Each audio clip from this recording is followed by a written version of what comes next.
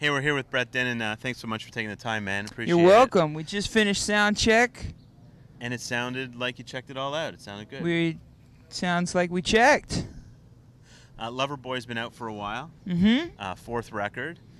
More of a mature sound, more of a like whole band sound, I think, for this record. What made you put all the pieces together?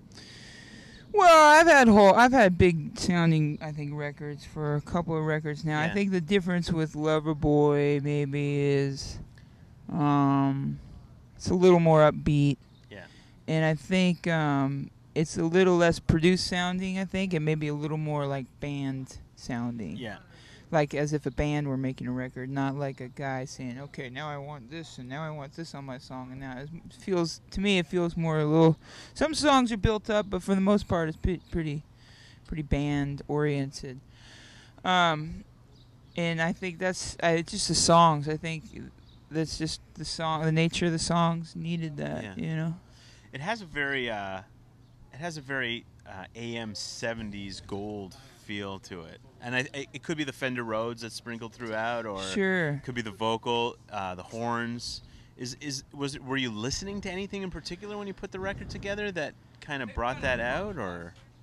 I think it's just my musical taste, Yeah. my influences. I Yeah. mean, I listen to a lot of stuff across the board, but there is a current that runs through most of the music I listen to, and it usually comes from that 70s era, whether it's the folk singers of the 70s or the kind of super groups of the 70s, or the rock bands like the Dead or the Steve Miller Band or whatever, or maybe even like the some of the Bob Marley and like Fela Kuti and that sort of Yeah. stuff. It all kind of has, and I think it's a sonic thing. I think musically it's there, but also I think there's a hard to describe sort of spirit. Yeah, I was gonna. Of Yeah. the 70s that I think is prevalent in Loverboy that I don't think is in a lot of music these days. I think it's just the nature of the music. There's a certain spirit. Well, it has a cool vibe, I think. Yeah, There's a fun vibe kind to of it, California, kind of laid back but forward moving. The songs are narrative. Yeah. It's kind of singer songwriter, but it's like you were saying before. It's like a band. I don't know. It's hard to describe music. Comeback Kid was the one track that kind of made me think of you and the distance it took you to make this record from the previous record, and that you're on the road and people don't hear your name a lot, and maybe that's an introspective song for you that or not, maybe I'm misinterpreting it entirely, but it was the one song that really jumped out at me. Well,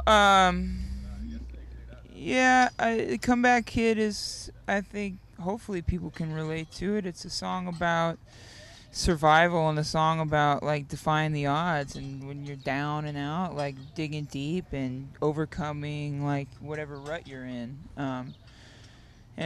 For me, it's just from coming out of a personal lull, Yeah. I guess, and dreaming of being victorious once again. That's what the song is about. So, and it's got kind of a when we recorded it, production-wise, I really wanted it to give it sort of like a bare bones, like kind of rough and tough, sort of like almost like it were in like a comeback sequence of a movie, Yeah. like a boxing movie or something like that. You don't strike me as a guy that would watch a lot of boxing movies, or But I've seen all of them.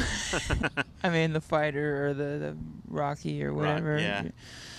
There's a Toronto connection. We were Yes. just talking about it because we mentioned that the Jays won today, and you said that one of your songs was used in a Rogers Wireless commercial. That's right. I was in 07, I think, Wow. or 06 or 07, 06 maybe. And there's a song I have called "The One Who Loves You the Most," and it was used in a Rogers Wireless commercial. Actually, it wasn't for the wireless. Oh. It was for the TV. Cable, the pause and fast forward and record TV. DVR, yeah. As DVR.